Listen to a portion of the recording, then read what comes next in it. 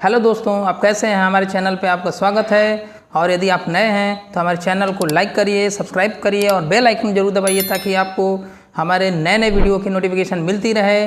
और आज हम एक मुद्दा लेके आए हैं कि कैसे हम इनोवेशन इंस्पायर अवार्ड के लिए कौन सा टॉपिक पे इनोवेशन बनाएं, किस फील्ड से हमारा, किस विषय से होना चाहिए हमारा इनोवेशन, ताकि हमारा प्रोजेक्ट बहुत ईजिली सेलेक्ट हो जाए। तो इसके लिए जैसे हम प्रोजेक्ट बनाने के बहुत सारे टॉपिक्स हैं, जैसे मोबाइल एंड कम्युनिकेशन है, ट्रांसपोर्ट है, एग्रीकल्चर है, रोबोटिक्स है, पावर प्लांट है, सोलर एनर्जी। इन सारे विषयों में से हमें ऐसे विषय को चुनना है जो हमारे सरकार की महत्वाकांक्षा योजनाओं से संबंधित हो।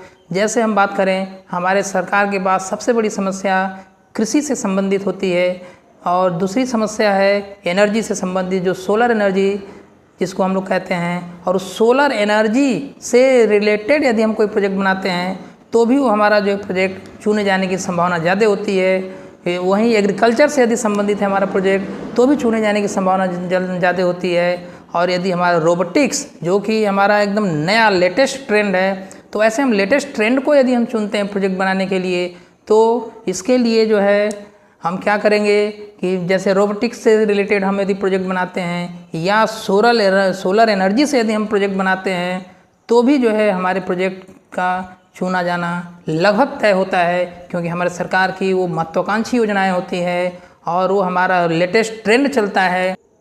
जैसे हम बात करें रोबोटिक्स से संबंधित हमारा प्रोजेक्ट, जैसे हमारे पास एक रोबोटिक्स है, ये सारे रोबोटिक्स हैं और हमारे पास ये भी रोबोट्स हैं। तो इस तरीके के जितने भी रोबोटिक्स प्रोजेक्ट हैं, क्योंकि ये एकदम लेटेस्ट टेक्नोलॉजी है, तो हम लेटेस्ट टेक्नोलॉजी पे क्यों नहीं काम करें, इस पे क्यों नहीं इनोवेशन करें, क्योंकि हमारा समाज इन्हीं सारे समस्याओं से जूझ रहा है, सोलर एनर्जी से जूझ रहा है। जैसे आजकल जो है सोलर प्लांट लग रहे हैं सबके घरों के छतों पे, तो उसमें कौन कौन से इनोवेशन हम कर सकते हैं, हमको उस पर ध्यान रखना है।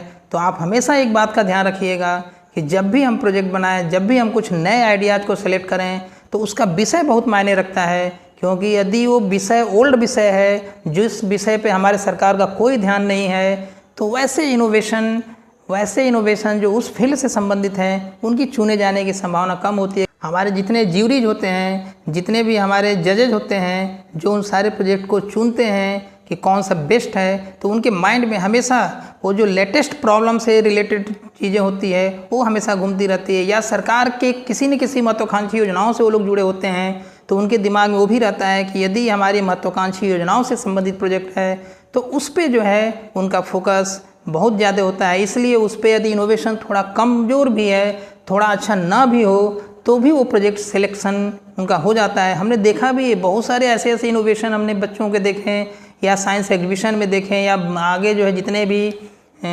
इनोवेशन के हमारे फेयर होते हैं, जितने भी इनोवेशन के जो प्रदर्शनी लगती है उसमें भी हम गए हैं और उसमें हम देखे हैं कि बहुत अच्छे इनोवेशन होते हुए भी उनका सिलेक्शन नहीं हो पाता है। सिर्फ उसका कारण यही है कि वो हमारे सरकार के महत्वाकांक्षी योजनाओं से नहीं संबंधित थे।